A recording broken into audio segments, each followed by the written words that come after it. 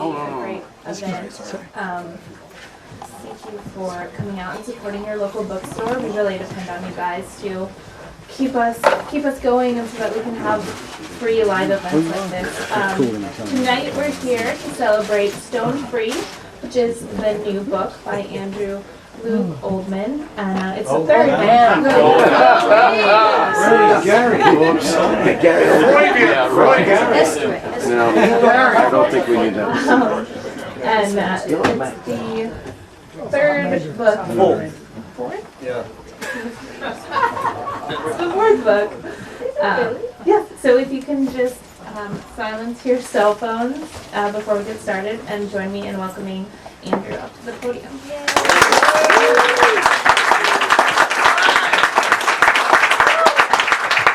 Thank you. Hello. There are 4 books. What was this? Clive's height. I feel like Hugo Chavez following George Bush into the United Nations. El Diablo. Oh, where are the lifts, Clive? Right. There are 4 books. The Stoned, 2 Stoned, which we were.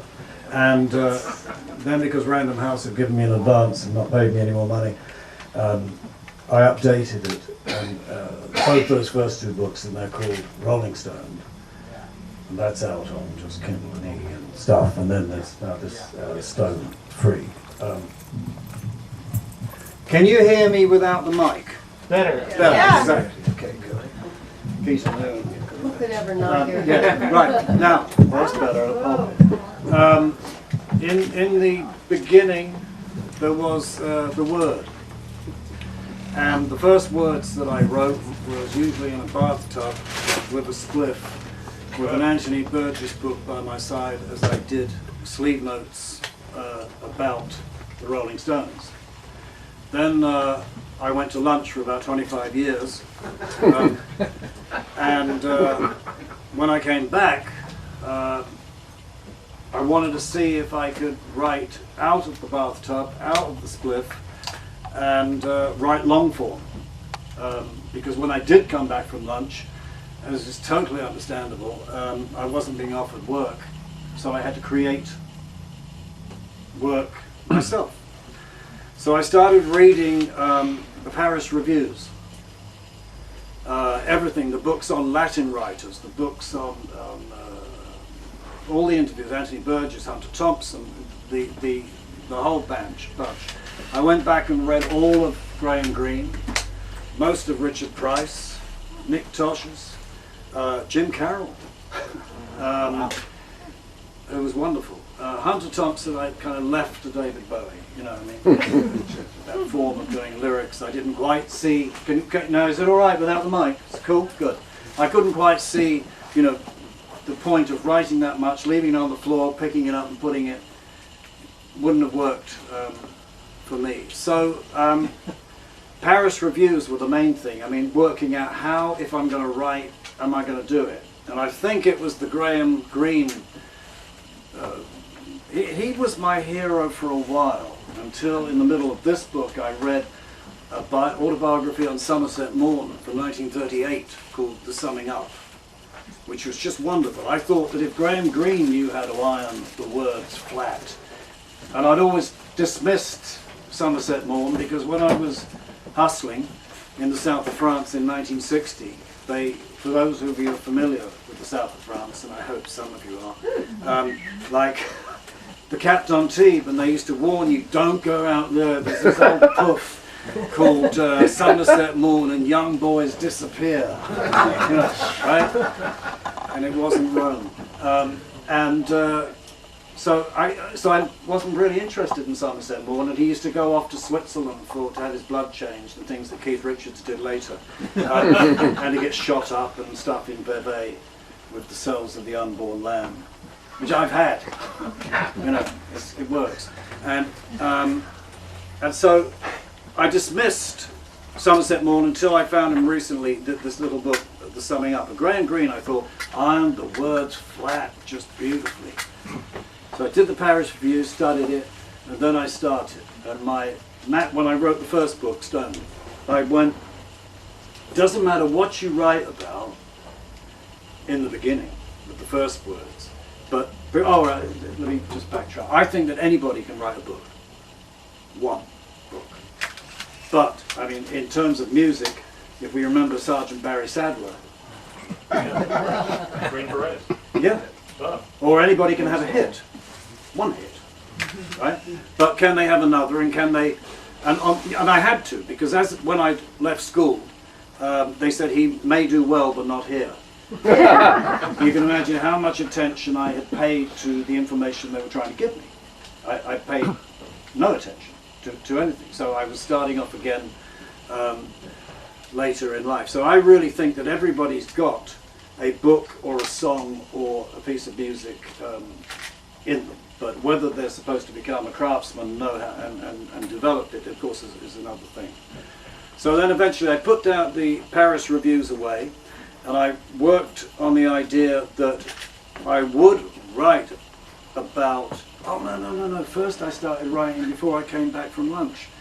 I was in Seattle, and I started writing in this hotel, and Columbia was being shipped to me by Federal Express from Queens, right? And I did write everything out, and I came back to these huge ledgers when I started to write, and all I had to really do was strip the drug rhetoric out of it, which means a handshake can go on for 6 pages, right? and strip it down to the basic data. And I had a lot of the ammunition that became stoned and too stoned. But when I had to start doing an unstoned version of that, the key was that as long as I've written an interesting sentence, it doesn't have to be about the book, then I can have breakfast, right? So 2 hours, 3 hours, 4 hours, and gradually, if you work at something every day, you get it. I mean, it's the work. And that's the first 2 books were reasonably easy because I was taking the motif from the great book Edie by Gene Stein, which when I first read it, I said, well, if I'm ever compos mentis enough to write a book, I will be Edie, but an alive one, right? Hey, I mean, it's a great form, that thing. And it made it easier for me with the first book because I could go to people like Mickey Most or the British producer or different people and get their experiences, which back then in 1957 to 1960 in the untechnological, you didn't know what your friends were doing because telephone calls were expensive. You didn't write letters. I mean, it was, you didn't know how Mickey began or Pete Townsend began, or because you're all young and busy. So gradually we arrived at this one, which is in the now. This is the 3rd part of the triography. If I ask for a show of hands, I've been hearing the book is dedicated to Brian Epstein for the very simple reason that a dedication to Brian Epstein. Brian persevered against all odds and got his lads a recording contract. And that act changed all of our lives for the better. Right? So, as they're about the same amount of pages, I can either do Brian Epstein, I can't imitate him, but I can do, well you can, I can do Brian Epstein or your local lad, Phil Spector. Spector.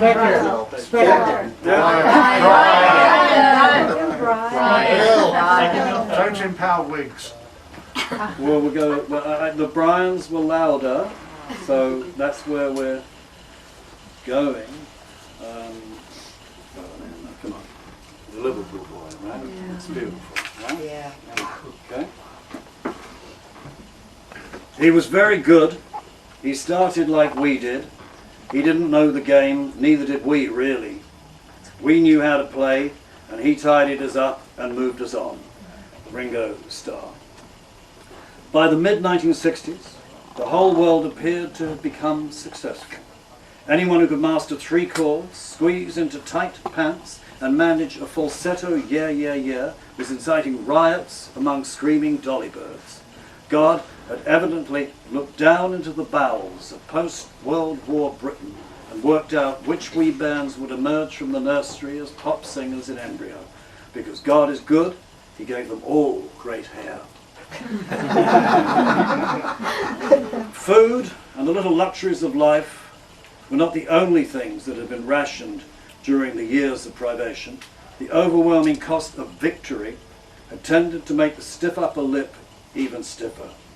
Now an entire generation had passed since the ruinous peace was declared, and emotions that had been kept in check were suddenly unleashed at the first signs of returning prosperity.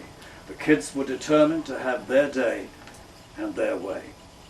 And just as determined to relieve them of their shillings and pence was an army of would-be Johnny Jacksons, Scuzzy Odeons from Liverpool to Brighton, which had scarcely recovered from the damage done by Blackboard Jungle, now hosted one package tour after another.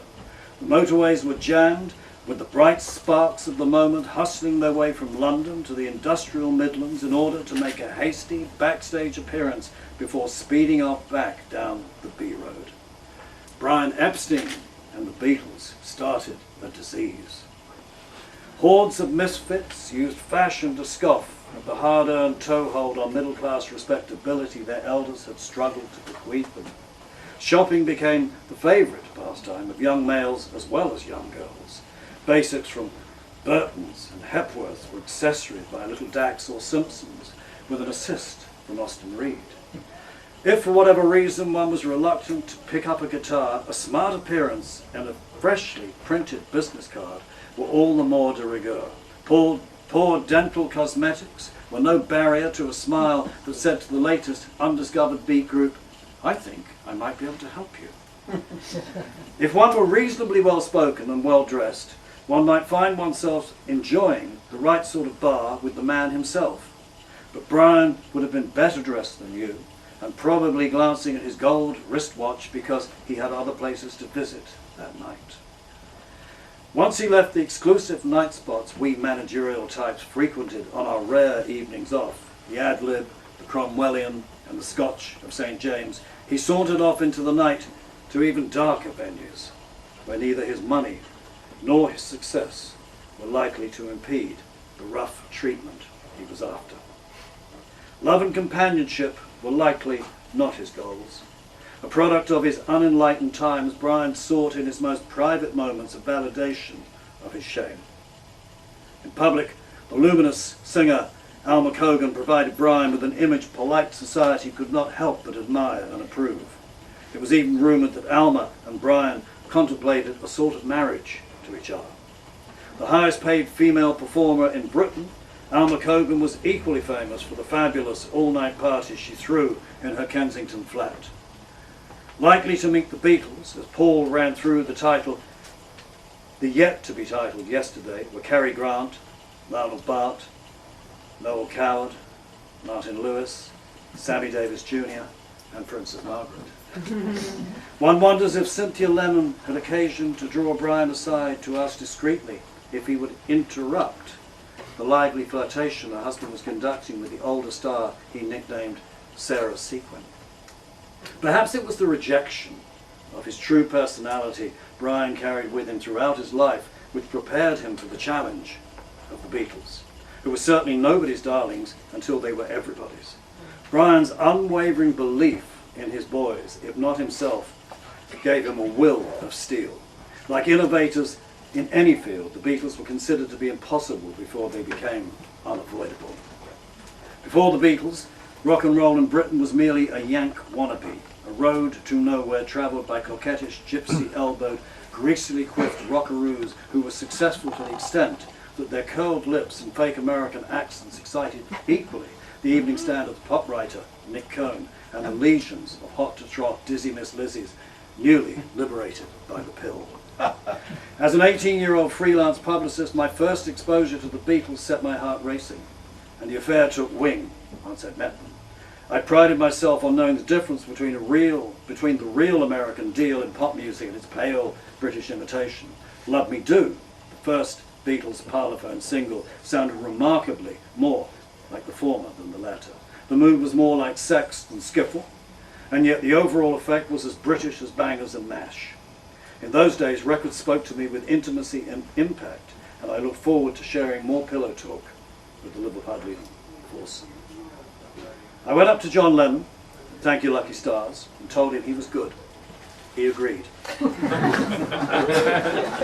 When I asked who handled their business, John pointed over his shoulder to an elegantly dressed, somewhat older gent who indeed looked all business, despite his jaunty paisley silk scarf. Brian was chatting with Ringo, though his attention seemed elsewhere.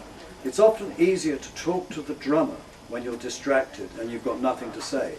They don't mind. They are somewhere else as well.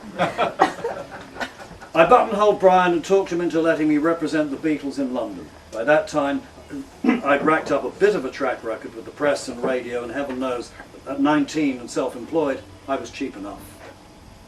Besides, it appeared no one else had asked, proving once more Woody Allen's maxim, 80% of success is showing up. Liverpool was a long way from London in those days, and people didn't like to make long-distance phone calls except to report a death or a marriage. I would eventually make extensive use of one of the first car phones to be found in the UK, but at this stage the Beatles' career toll calls were out and a personal touch was what was needed. A month later the Beatles were on tour with Helen Shapiro and Chris Montez at the Granada, Bedford, when I succumbed to one of the most truly surreal, drug-free epiphanies it's ever been my good fortune to experience. The Beatles had started the tour at the bottom of the bill, and were moving up in increments as Please Please Me climbed the charts. By Bedford, they were closing the first half of the show, and there was no doubt whom the noisiest and most hysterical fans in the audience had come to see.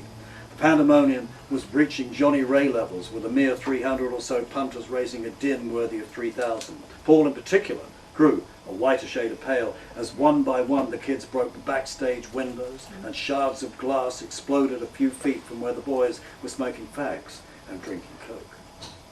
For as long as it lasted, their lives would never be the same. As it happened, the screams never stopped for a long 7 years and beyond. The impact of being with the Beatles in the beginning had on my own ambitions was incalculable. Brian, born in Liverpool on September the 19th, 1934, he was a Virgo born to Lithuanian Jews. Virgos are fastidious. Jews often are. Fastidious is not the first adjective that comes to mind when one is describing Liverpool. So as much as he might have been taken by the Beatles' cheek, they were not, as he found them, perhaps the right sort in Brian's eyes. He takes the four rowdy but adorable lads, scrubs them up, and makes history. A bit later, I encouraged some rather better camped youth to muck about and get dirty as well. Whatever Brian's personal and professional liabilities and shortcomings may have been, we are all his legacy. He is the cake that got left out in the rain.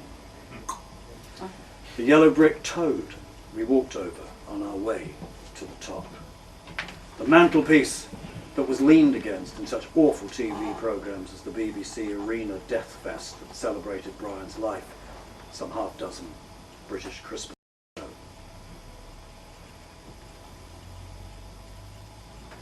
Found more on Brian.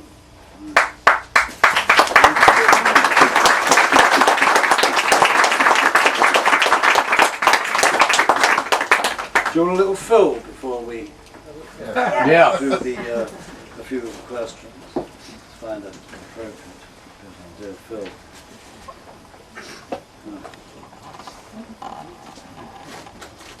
Phil Spector. I often wondered how deeply Phil Spector got caught, got stuck in the wordplay Tom Wolfe created around him in his 1965 essay, First Tycoon Teen. Spector, he wrote, well, you know what he wrote, okay. You have to hope that Tom Wolfe is taking the piss, and that this fawning portrait is not the reason Spector named one of his children Dante. It's not unlikely, however, that Phil took Tom Wolfe literally and thus never got over being a teen tycoon, let alone a flowering genius. Had Phil Spector the adult lived up to Wolfe's purple prose, he'd have self-destructed long before his fatal tryst with Lana Clarkson. But although perhaps younger than his peers, mentors and rivals in the early days of rock and roll, Phil was not as uniquely talented as Wolf might have had it. Even allowing that he may have been the first among equals in company with Jerry Lieber and Mike Stoller, Doc Pomus and Mort Schumann and Ahmet Erdogan, Wolf's essay did him far more harm than good in New York's close-knit pop community. I don't think that Ahmet, Jerry or Mike ever forgave him for what was, after all, Tom Wolfe's original sin.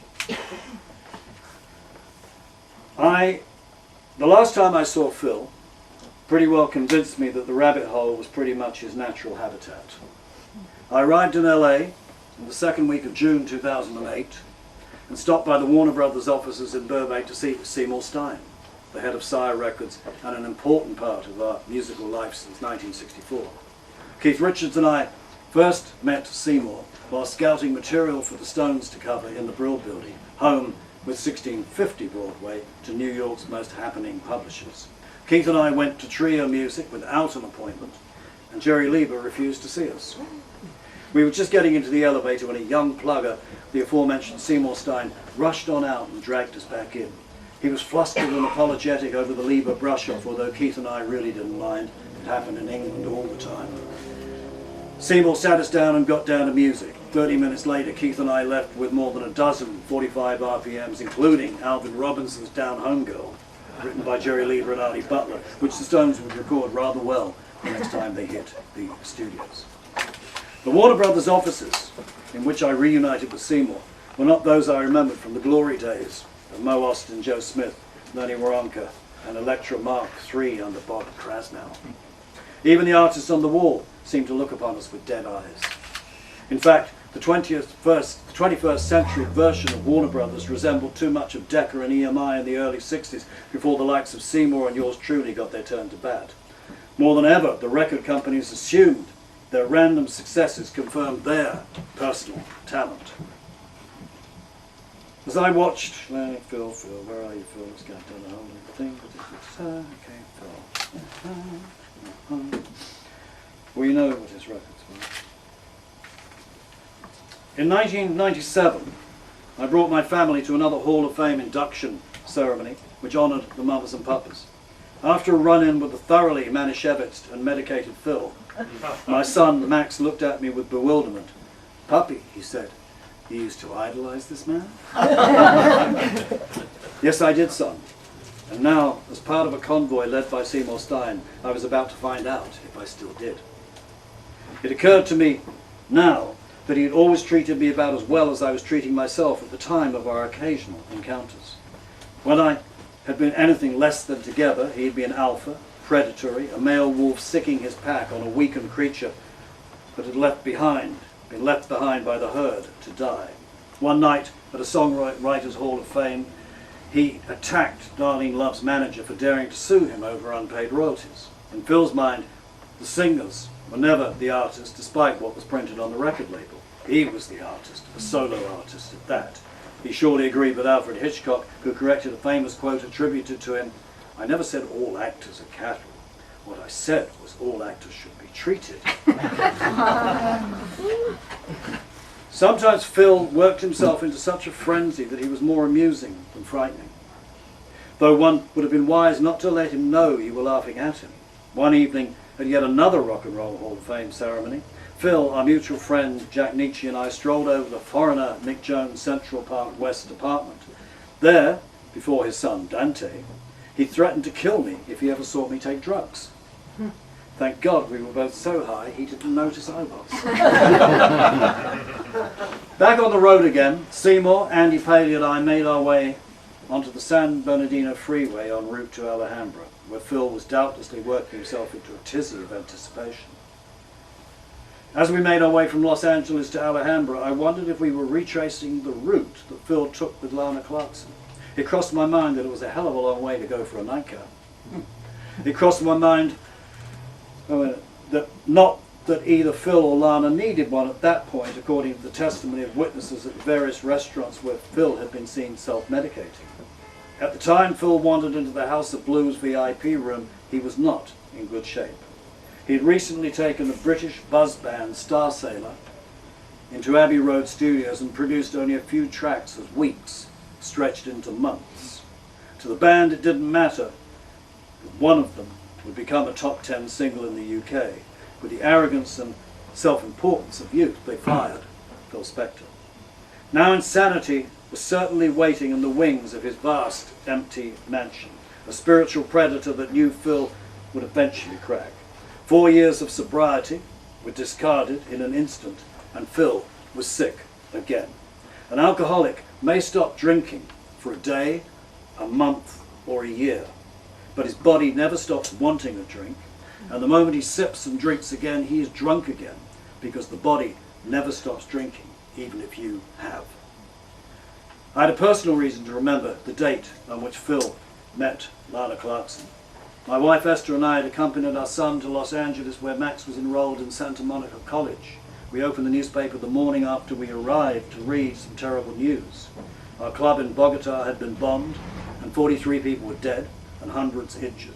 It was a professional job and an act of insane political protest. You really have to have lived in Colombia to appreciate the collaboration between the native rebel forces and the IRA. It was not a bad joke. The Irish were training FARC thugs in terrorism in exchange for drugs which they were selling back home in Belfast. The point is that the attack came on a Friday at a time when our son Max habitually visited the club to plan his evening. Had we not been in Los Angeles, he would in all likelihood have been there. Friends of ours were. Still in shock, we turned the page to more bad news. Legendary rock and roll producer Phil Spector had been arrested on suspicion of murder. Just at the end. To know him is still to love him. And yes, Maximilian, I guess I still do idolize the man. His music inspired me, and his friendship gave me the courage to enter the ring and fight for myself and my dreams. He dared me to take off the gloves and punch it out with a world that at first could have cared less. And as for loving him, yes, I do, and I do, and I do. Phil Spector.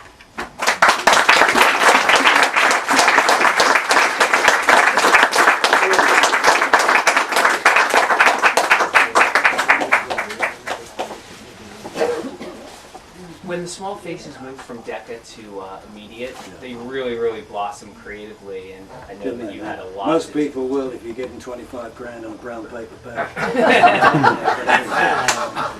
But I'm curious to see if you could talk a bit about them and you know what made you interested to have them on Immediate, and obviously why you feel that they took such a great leap creatively, you know, writing.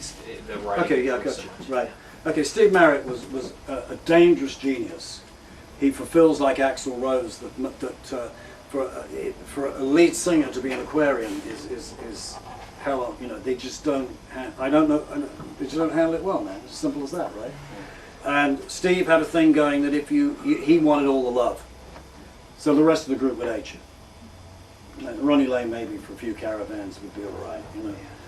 They came and they said. Don Arden got the 25 grand in the brown paper bag, right? And suddenly the contract that was between the Small Faces and him and Decca disappeared, right? And Steve and Ronnie just said, look, if you give us Glyn Johns, which I was perfectly willing to do. Anyway, sorry. If you give us Glyn Johns, all the drugs in China, and Olympic Studios, after we rehearsed, we will deliver a masterpiece. And they did. Unfortunately, when they were off the road too much and they got spoiled and they never really went back on the road again. We did the deal with the speaker who was here earlier today for Immediate Records, CBS. And their policy at the time basically was, you know, give any independent label 50 grand, right, you know, and recoup and bury. Or somebody once said to me, look, Andy Williams gets 4%, you're getting 12. Who do you think is getting sold to the CBS Record Club more? Andy Williams, right? And Clive Davis took out a restraining order on me. Because I threatened him, you know, how much I threatened him, I'm not, but I used to know that he took the bus on Central Park West And, you know, well, anyway, I didn't want to hit the other passengers. But anyway, that was the relationship I had with them. And of course, the Small Faces had one single, and also Steve, he was so paranoid he wouldn't talk. Until Humble Pie, right? But What was he I loved paranoid them, but they were children. You know, and as Keith Richards once said about Jimi Hendrix, he said, yeah, Jimmy's great, but he plays with little boys. And he didn't mean Jimmy Savile. He meant that Dear Mitch and Dear Noel were children. They were not men. And you know, that's the difference of the long distance runners. So the Small Faces were not really long distance runners. In your chapter regarding Larry Larry Parnes? Yeah, I'm just curious about Billy Fury, because we seem to know so little about him, and the significance of Shame. why, that's why I'm here to ask, and the significance of why they are constantly being, forced to change their names. I mean, what's the significance of that, please? Is it a British thing? Let's go, let's hear this one. No, I mean, Billy Fury, okay, there's always who you like. Does it not tell your parents, your peers, your friends and everything who you are? So here you had it more like Elvis Presley against Anthony Perkins or Pat Boone. And if you went home and you went home and said I liked either of those last two, you'd be in trouble. But but Elvis, you and her. In England, the choice was Cliff Richard, who I'm sure you're familiar with. And if you said you like Billy Fury, then it was like the singing equivalent of James Dean. He mumbled. He was obviously high. And if you had, he had the same heart condition as both Burt Burns and Bobby Darin, so he knew that his days were actually numbered, so he just smoked on, He was just, magnificently sensual and sexy, and he was the first person, I think, in Liverpool that had a statue put up to him, right? Wrench. Yeah, right. And he was all right. He was cool, So Billy Fury, in many ways, was our Eddie Cochran, except he didn't write. And somebody who doesn't write, it's like a plane without a parachute. Lots of the artists in those days didn't write. I know. That's why But they Eddie don't Cochran know did. them. Eddie Cochran did. You changed that. No, I didn't. You talk about how you locked Mick and Keith. Who? About how you locked Mick and Keith in the room to write their song. Yeah, well, that's the sort of story that is concertinaed for the sake of sound bites. I closed the door as I left to take my laundry round to my mother's to be washed. And I went down and I slammed. They were given the instruction to write, because when we were looking for what might be our second single, there was a great American record by James Ray called If You're Gonna Make a Fool of Somebody, and I suggested that as being something that the Stones might try in the rehearsals that they were doing. And then someone said, no, Andrew, man, Freddie and the Dreamers have done it. And that was the kiss of death. I mean, I thought, wait a minute, man, Freddie and the Dreamers are coming across songs like this. The R&B, what's left in the R&B basket is fast disappearing, right? So they better start writing. And that's the reason that mission was started. And so I went downstairs, the place was carpeted. I slammed the door as if I'd left to go to my mother's with the laundry. And then I crept back up the stairs, and I just stood outside the door listening to see when they start laughing about the idea and would start writing, and they started writing. Well, you were so prescient with the idea because... So what? You were so prescient with the idea, you were so forward-thinking that it was what broke up a lot of bands. The ones that wrote made so much more money than the ones that just sang. Yeah, well, the money didn't really come into it the same way as at the beginning of this conversation that we're having. I said that I think that anyone can write a book, or that anyone can, and also that anyone can write a song, or anyone can have a hit record. I mean, it's based on that form of naivety, so that I didn't have to pay the amps. I did insist the guitars could be plugged into the wall, but, yeah, that went right down Laurel Canyon. Yes? Thanks so much for coming tonight. Thank you very much. I have two quick questions. What was your financial outcome from the Verbs Bittersweet Symphony? We're using the sample from your orchestra first. And was kind of curious to know what your thoughts were of the... How am I doing with Verve, Gary? Getting there. How we're getting there. They're getting there. Okay, the lawyers did very well in the beginning, of course. The one I feel sorry for, if I can just, is Richard Ashcroft. Richard I Ashcroft. agree 100%. You know, I mean, I thought they I thought they mutilated him. And I don't know how that guy, I include his manager, Jazz Summers, I include EMI, I include Keith, saying it serves him right for playing with the big guys. Like, he was given $1,000 for the lyric. Now, he did steal the song, but so did the Stones. You know, I mean, the art of constructive plagiarism is a long and winding road, right? And you can't help it. It's either conscious or unconscious. It's the way that that it works. But I just thought that it was an unnecessary massacre of Richard Ashcroft, who probably just became a more unpleasant little git than he was in the beginning. But the record is absolutely wonderful. I mean, it's one of the international albums of the 90s. I think it was the most played thing of 96 and 97. It does show that the drugs don't work. And I hope he's recovered. Second, I was curious to know what your thoughts were of a young Jimmy Page and a young Mick Taylor in 66, 67, when you kind of got onto them before they moved on to Led Zeppelin and Rolling Stones, and what your impressions were and like who you were most impressed with. I didn't know Mick Taylor at all. That came after my time. Jimmy Page I was always very impressed with. He and John Paul Jones auditioned Nico for me. With guitars. John Paul Jones would have had it another way. But Jimmy Page was the first A&R man at our immediate records. And, the second one was our hairdresser, because we liked him, And that's how, before Schadenfreude and before Fear came into our game, you just kind of, oh, this is good, we haven't had to get a regular job yet, would you like to join the club? And that's how it worked. With your inspiration, I've been a manager for 30 years now. How many years? 30. Okay. And you were a hero of mine, Brian Epstein was a hero of mine, and I always gravitated towards the inspired managers, the people who really loved the music, and were really involved in the creative process. And I'm just curious, excluding yourself and Brian, unless he's the one, who was your favorite manager from an inspirational standpoint, who you admired creatively, and then who was the most evil manager you ever came across? Probably Albert Grossman, to begin with. Most inspired. Inspiring, because in 1962 in England in the Cumberland Hotel, I spent 20 years with him and Bob Dylan in a room. No, well, it was just, Glad to be there. I mean, there was a conspiracy. They were just joined together. It was a wonderful marriage.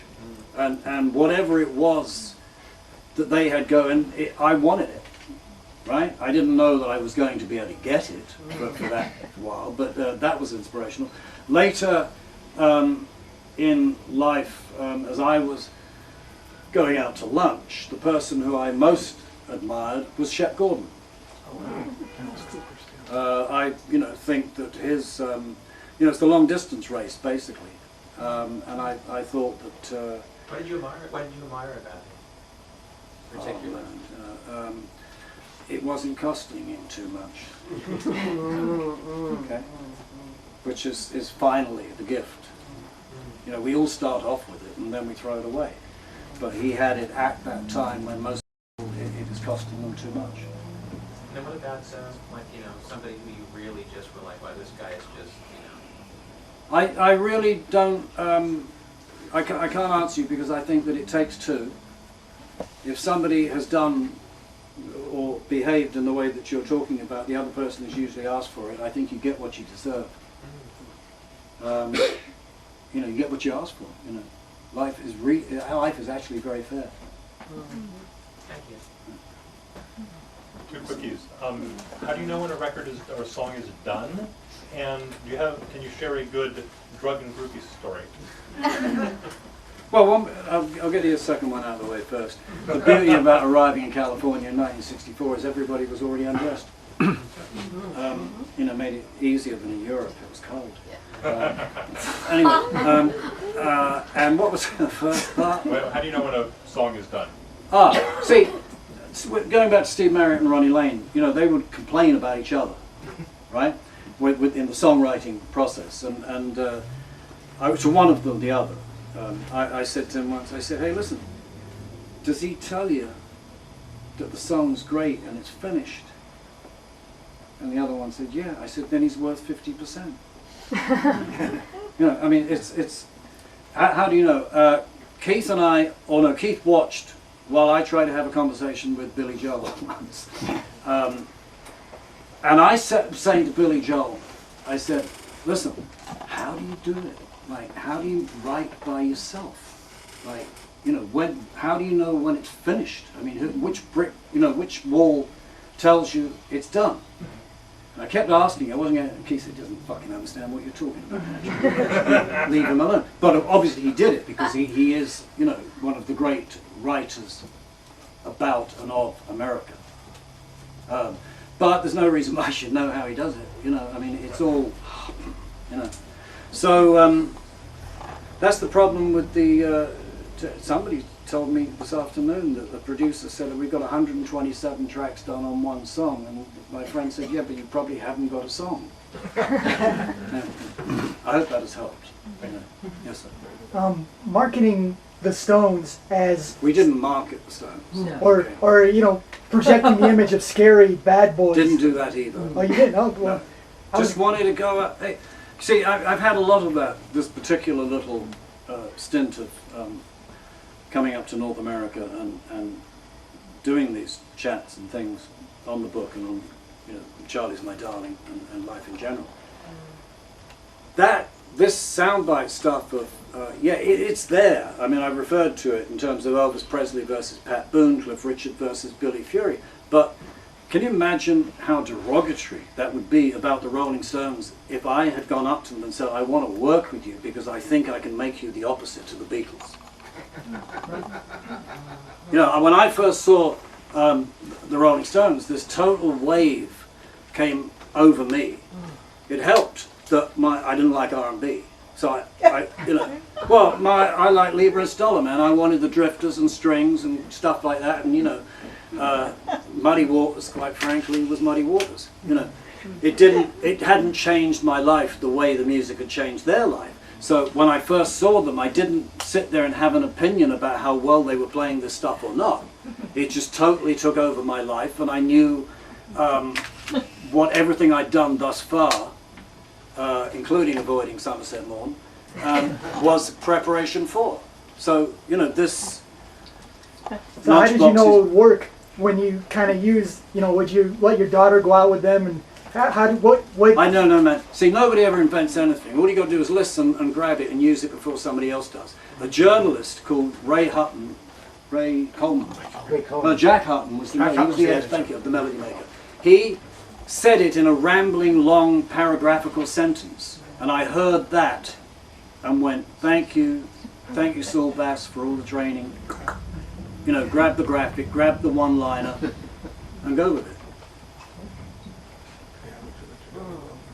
What are your feelings about Alan Klein? Well, at the end of one of these chapters, I say, if somebody's going to steal your money, better you call them friend. Because otherwise you will be sick. And you will get the same cancer they will get. Not that I wish that on them, but I mean, I was joined at with a gangrene hip with Alan. And I had a lot of very good times with him, which made the poison easier. I was Zen before I knew it.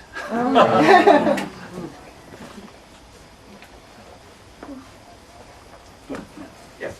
Could you talk a little bit about the role that RCA Studios and coming to Hollywood and recording there during that kind of golden 65, 66 era affected the sound of the group, maybe your production attitude, and how that differentiated you from all your English Confederates? Well, yeah. You know, you can say that the Beatles made it in America. The Rolling Stones were made by America. Because we were an independent operation, we could record without permission, illegally. AFM, no thank you, right? You know, at RCA, and that, you know, that was not planned. That was because Sonny Bono picked us up at the airport. His wife was singing on a record that Jack Nietzsche was doing for Your Leopold and Loeb, Brian Green and Stone, right? Thank you. Right. Oh dear. Yes. And in Studio B in RCA, where we went, there was a great record which I think Bob Crew did called Que Sera by the High Keys that was on Atlantic, and that was like the redo of the Doris Day thing. And so the very original Leopold and Loeb were doing Yes Sir, That's My Baby in the style of Bobby Sox and the Blue Jeans Zippity Doo-Dah. So you had Cher, the actual Bobby Sox, you know, the guy, right? And Jackie DeShannon and all those singing back up, and then I wandered out into Studio A and went, wow. Brought Mick and Keith in later, so they went, wow.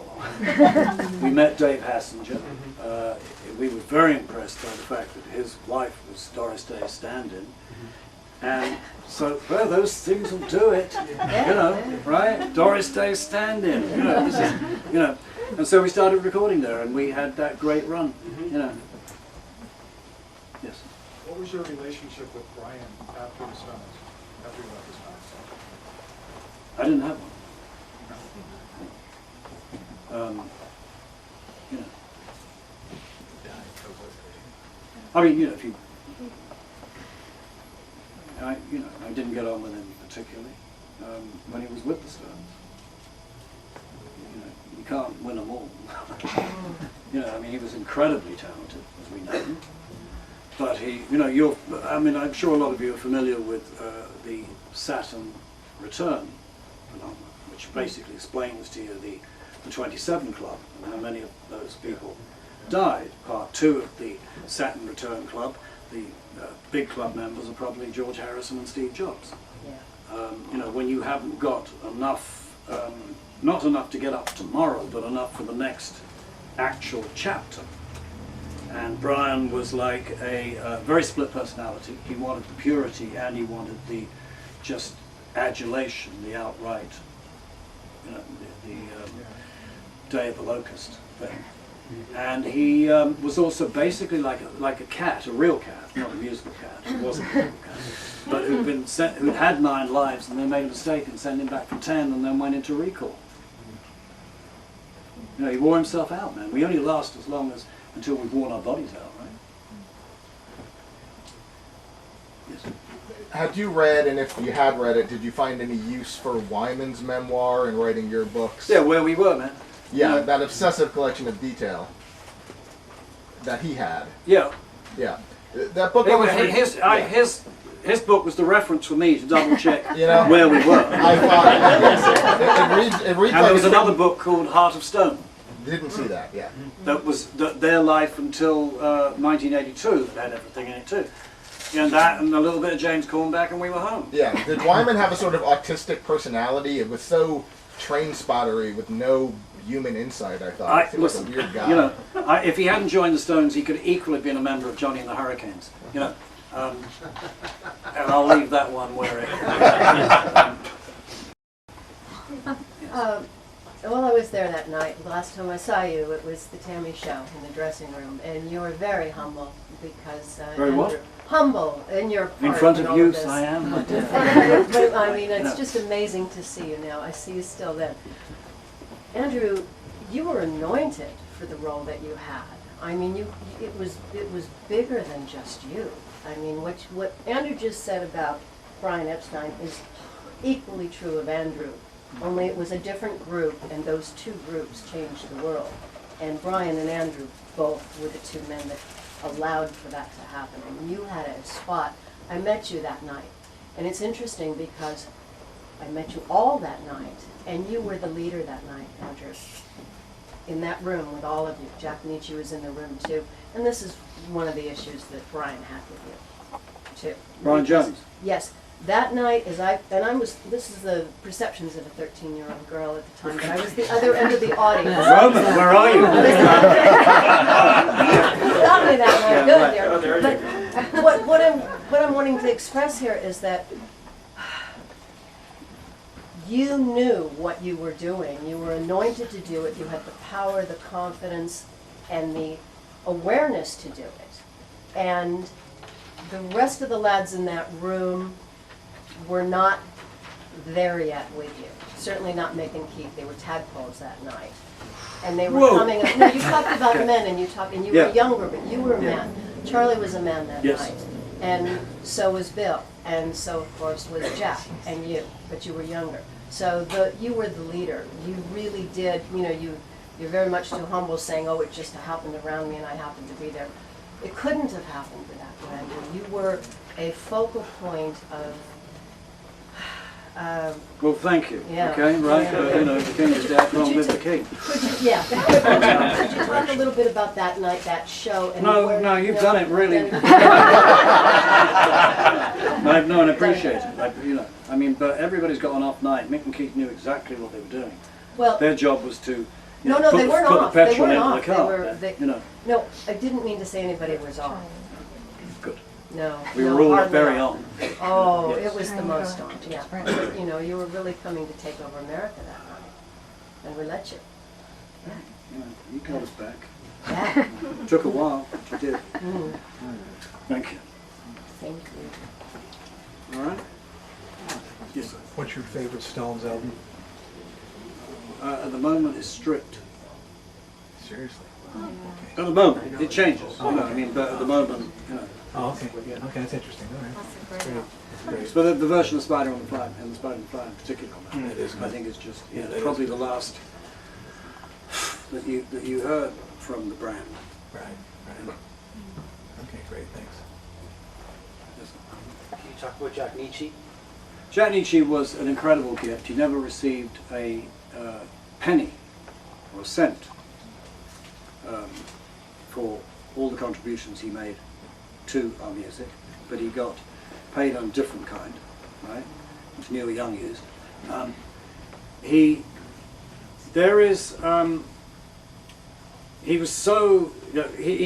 was to me the way I've just been privileged to be described by this lady. And then the drugs take over and things change. Okay? But during that wonderful time that we spent here in Los Angeles, in Sunset and Ivor at RCA, he was one of the Stones. It's as simple as that. Depending upon what speaker you are listening to it or through what system, you either hear the piano on Satisfaction or you don't. But it is there.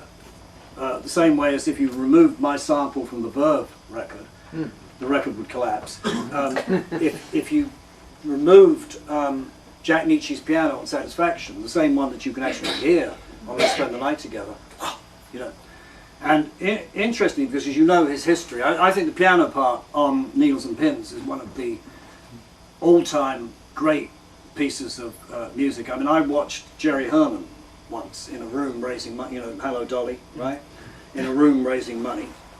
And it's not my kind of music, but I watched him go, and then you'll hear this, and now you'll hear the curtain will come and the horns will come in and the choir will do this. And I thought, wow, man, this guy's good. I mean, I had to check, I had to, didn't go around singing Hello Dolly, but I respected the craft of the guy. And we know how crafted and well-trained Jack Nietzsche was, but also Phil Spector was.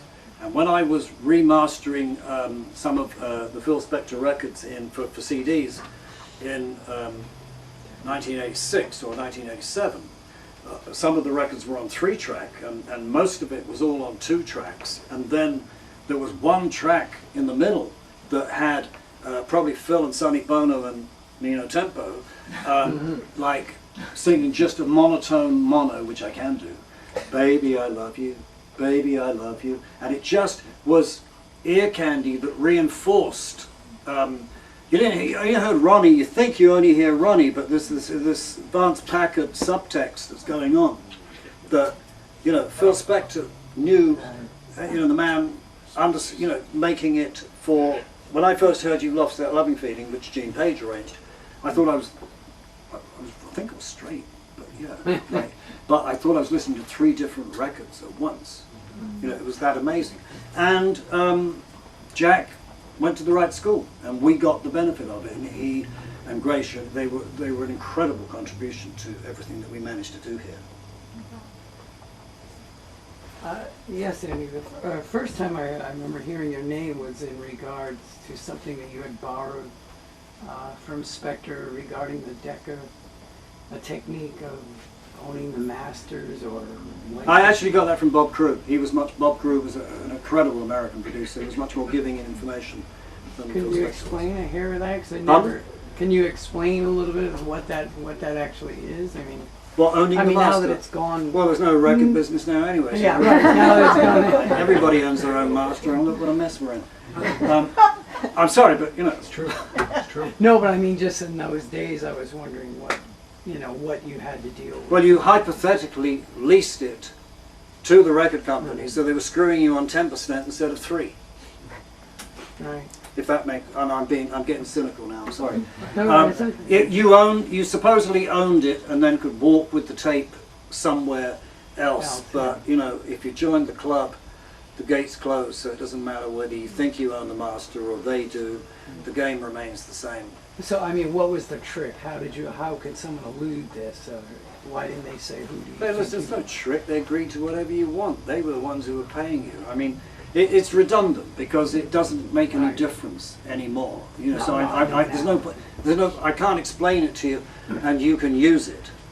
No, I remember reading this business of music in those days, and it was all crazy. But since what I did, the useless knowledge I have from that now, I was wondering what you actually did then. Since I know the stuff that's redundant now. It certainly is. You know. It doesn't matter. I mean, I'm sure this business of music by somebody Fox could explain it. I think it was a billboard. Okay. I really don't know what you're talking about, and I can't see your eyes, so. Is it true that when you heard Pet Sounds that you ended up taking out an advertisement? Yes, I did. Just because you love the record that much? Yeah, as I said, you know, you're dealing with time before fear and competition, and the same was true when I heard You've Lost That Loving Feeling, because we were in severe danger in England of a girl called Cilla Black. The Brian Epstein artist going to #1 with it, which I thought would have been just awful, you know. And so I took out the ad for the Phil Spector record. I did the same on California Dreaming, and I did the same on Pet Sounds.